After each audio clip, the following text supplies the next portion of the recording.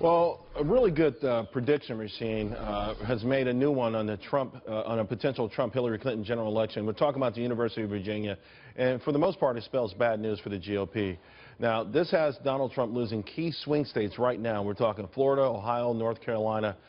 So is the GOP really set to lose the election, the general election, before it even begins? Rejoining me now, Senator Scott Brown, Morgan Ortagus, Mark Serrano, and Richard Goodstein.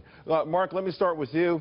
You know, the old rating had Colorado, Florida, Iowa, Nevada, New Hampshire, Ohio, Virginia, all as toss-ups, and now they have them all leaning Democrats. I mean, this internal fighting amongst the Democrats certainly having some serious damage already.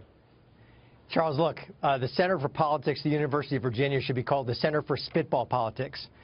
This analysis is pathetic, and let me tell you why. The same group last August issued a similar analysis of the GOP nomination, and their predictions included, in this order, the pick for the GO nomination was likely to be Bush, Walker, or Rubio. And filling out the top five was Cruz and Kasich, although they said they were very, very limited chance. They said Donald Trump was unnominatable, and they even said if Trump is nominated, then everything we think we know about presidential nominations is wrong. This group is horrendous in making predictions, and despite I know Richard Goodstein's glee at this study or analysis, it's pathetic and it predicts nothing. Well, like the debates, Richard, your name was mentioned, so you take the floor. That's right. You know, I'm old school. I operate from the theory that you either run scared or unopposed, and Hillary Clinton's not going to be unopposed, but I do think this. Look, Donald Trump is running extraordinarily well among the 40 to 50% of the Republican base who thinks Barack Obama is a Muslim, was born in Kenya, and does not believe in evolution. You go beyond that, and you know, you can take shots at Larry Sabato, and I'm not here to support him, but if you look at presidential popularity, at the economy, it's not great, but all the economists think it's going to get better. If you look at this kind of contested aspect on the Republican side, if you kind of look at the demographics, look at that autopsy where Republicans had to do better among Hispanics, women, and young people. And among those three groups, Hillary's beating him like 70-30 or worse.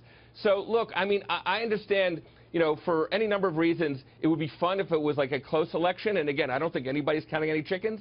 But right now, you'd be hard-pressed to point to one of those states and say, here's why Larry Sabato's wrong. Well, I tell you what, Senator Brown, regardless of this particular poll or any polls out there, again, this is you. You have been the voice of reason. You have sort of saying, hey, bigger picture here, guys. Come November, the stakes are extraordinary. It's not just the White House.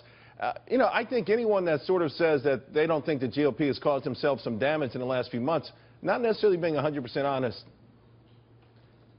Well, Charles, what do you expect? We had 17 people running, an historic number. They've been beating the crap out of each other for, you know, half a year. And then you have, right now, you have the establishment, all the conservatives and everyone else ganging up on the front runner and trying to take it away from them. So, of course, there's going to be some issues and we're going to have some division. That being said, you know, I think I've run 19 or 20 races, and I can tell you for sure it's not over till it's over. And we still have plenty of time to actually find out, number one, who's going to be the nominee. Right. And number two, to actually work to develop a relationship with the people that lost, because there's a lot of hard feelings out there right now, Charles. He's already beaten, what, 14 people and all of their supporters. And there's only so many jobs you can hand out, too, a promise, right? That's only so many jobs you can hand out. But, you know, here's what people are missing, Charles, and I think it's really important. This is not a typical election. There's so many people out there right now that are so angry with the establishment. People are coming out of the woodwork. So even though the traditional pollsters, you know, they're kind of saying the same old thing that I've heard forever, and it's getting a little boring, you're having a whole new demographic, a whole new silent majority coming into this party that I think is kind of the wild card. There's no doubt. A lot of the old rules are out the window.